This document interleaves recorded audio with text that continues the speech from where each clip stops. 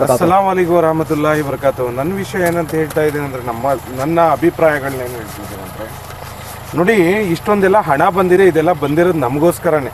ಅವ್ರು ತೋರಿಸಿರೋದ್ರಲ್ಲೂ ಬಂದಿದೆ, ನಮ್ಮ ಊರಿಗೋಸ್ಕರನೇ, ನಮ್ಮ ಅಭಿವೃದ್ಧಿಗೋಸ್ಕರನೇ ಬಂದಿರೋವಂಥದ್ದು. ನೋಡಿ, ಇದು 1 ಕೋಟಿ ರೂಪಾಯಿ ಡಿಪಾಸಿಟ್ ಇಟ್ಟಿದ್ದಾರೆ ಅಂತ ಹೇಳ್ತಾರೆ. ನನಗೆ ಗೊತ್ತಿರೋ ಪ್ರಕಾರ ಸರ್ಕಾರದ ಯಾವುದೇ ಹಣ ಯಾವುದೇ ಬಜೆಟಲ್ಲಿ ಬಂದರೂ ಅದನ್ನು ಡಿಪಾಸಿಟ್ ಇಡೋ ಹಾಗಿಲ್ಲ. ಅದು ಕೆಲಸ ಕಾರ್ಯಗಳಿಗೆ ಮಾತ್ರ ಬಂದಿರುತ್ತೆ, ಸರಿನಾ?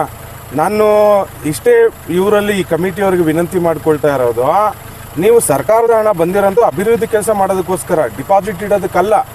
ನೀವು ಅಭಿವೃದ್ಧಿ ಮಾಡಬೇಕಾಗಿತ್ತು. ಈ ಸರ್ಕಾರದವರು ಕೂಡ ಯಾಕೆ ಹೇಳ್ತಾ ಇಲ್ಲ ಅಂತ ನನಗೆ ಕೇಳ್ತಾ ಇದ್ದೀನಿ ಪ್ರಶ್ನೆನ. ಆಮೇಲೆ ಈ 1 ಕೋಟಿ ಡಿಪಾಸಿಟ್ ಇಟ್ಟಿದ್ದೀರಾ ಅಂತ ಹೇಳಿದ್ರ, ಇಲ್ಲಿ ನೋಡಿದ್ರೆ ಅದಕ್ಕೂ ಸರ್ಕಾರದ ಆದೇಶ ಸಂಖ್ಯೆ ಟ್ಯಾಲಿ ಆಗ್ತಾ ಇಲ್ಲ. ನೀವು ಕೊಟ್ಟಿರೋದ್ರಲ್ಲೂ ಇದರಲ್ಲೂ.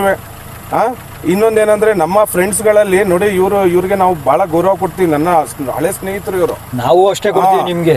ಅವರು ನನ್ನ ಹಳೆ ಸ್ನೇಹಿತರು, ಎಲ್ಲರಿಗೂ ಕೊಡೋದ ಅದು ನಮ್ಮ ಕರ್ತವ್ಯ, ಖಂಡಿತ. You are right. ಇನ್ನೊಂದೇನಂದ್ರೆ, ನೋಡಿ, ಇದನ್ನ ತಿಳಿಸೋ ಅಭಿಪ್ರಾಯ ಅವ್ರದ್ದು ಇದೆ. ಇಂಥ ಎಲ್ಲ ಡಾಕ್ಯುಮೆಂಟ್ಸ್ಗಳು ಅವ್ರ ಹತ್ರನೂ ಬಂದಿರುತ್ತೆ. ಅದನ್ನ ದಯವಿಟ್ಟು ಎಲ್ಲ ಜನಗಳಿಗೆ ತಿಳಿಸ್ಬೇಕು. ಇವ್ರ ಕರ್ತವ್ಯನೇ ಅದು, ಸೆಕ್ರೆಟರಿದು ಅಲ್ವಾ?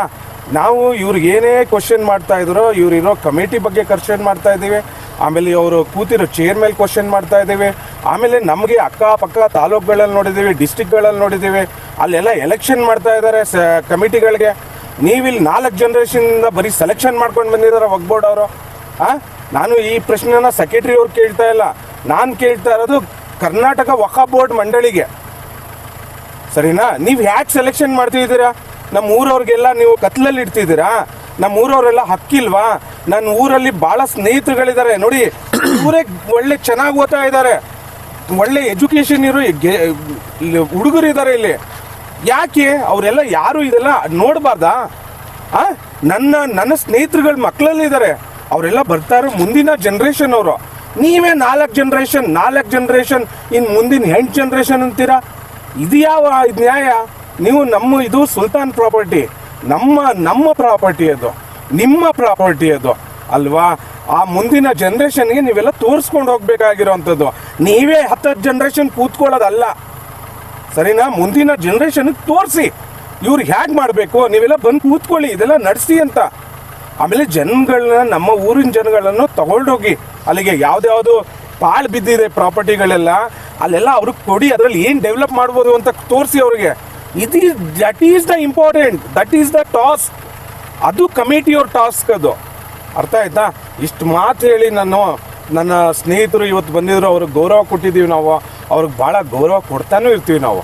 ಅವರೆಷ್ಟೇ ನಮ್ಮ ಮೇಲೆ ಎಷ್ಟು ಕ್ವಶನ್ ಮಾಡಿದ್ರು ಅವ್ರಿಗೆ ಗೌರವ ಕೊಟ್ಟೆ ಕೊಡ್ತೀವಿ. ಯಾಕಂದರೆ ಆ ಥರ ನನ್ನ ಪ್ರೀತಿಯ ಸ್ನೇಹಿತ ಅವರು.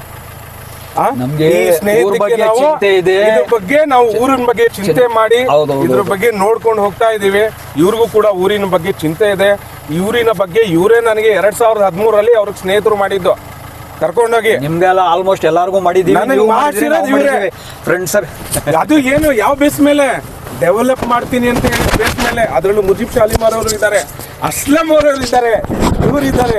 ಅದನ್ನು ಏನು ಮನೆಗಳು ಮಾಡಿಕೊಡ್ತೀನಿ ಅಂತ ಹೇಳಿದಾಗ ಎಲ್ಲ ಬಡವರಿಗೆ ನಾವು ಎತ್ತಿದ್ವಲ್ಲ ಪ್ರಶ್ನೆ, ಸ್ವಾಮಿ ನಾವೆಲ್ಲ ಹೋರಾಟ ಮಾಡಿದ್ವಿಲ್ಲ, ಅದನ್ನ ಮಾಡ್ತೀವಿ ಅಂದಾಗ ಇವರೇ ಕರ್ಕೊಂಡೋಗಿ ನಮಗೆ ಮುಂದಕ್ಕೆ ಮಾಡ್ತಾರೆ. ಇವರು ಸಮಯ ಕೊಡಿ, ನೋಡೋದ.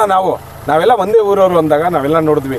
ಆದರೆ ಇವತ್ತು ಅದೇ 15 ವರ್ಷ ಆಗೋದೆ. ನಾವೆಲ್ಲ ಮಾತಾಡ್ಕೊಂಡು ನಮ್ಮಲ್ಲೇ ಒಂದು ವಿಶ್ವಾಸ ಇರೋ ರೀತಿ ಆಗೋಗಿದೆ. ಈ ಬೇರೆ ರೀತಿಯವರು ಯಾರ್ಯಾರು ಏನೇನೋ ಹೇಳ್ಬಿಡ್ತಾರೆ. ಆದರೆ ಇವತ್ತು ನಾವು ಪ್ರೀತಿ ವಿಶ್ವಾಸದಿಂದ ಇದ್ದೀವಿ. ಈ ಪ್ರಶ್ನೆನ ಕೇಳಿ ನಂದಿಷ್ಟು ಮಾತುಗಳನ್ನ ಆಡಿ ನಿಮ್ಗೆಲ್ಲರಿಗೂ ಧನ್ಯವಾದ ತಿಳಿಸಿ ಈ ನನ್ನ ಮಾತನ್ನ ಮುಗಿಸ್ತಾ ಇದ್ದೀನಿ. ಜೈ ಹಿಂದ್, ಜೈ ಕರ್ನಾಟಕ, ಜೈ ಟಿಪ್ಪು ಸುಲ್ತಾನ್, ಜೈ ಇಂಡಿಯಾ.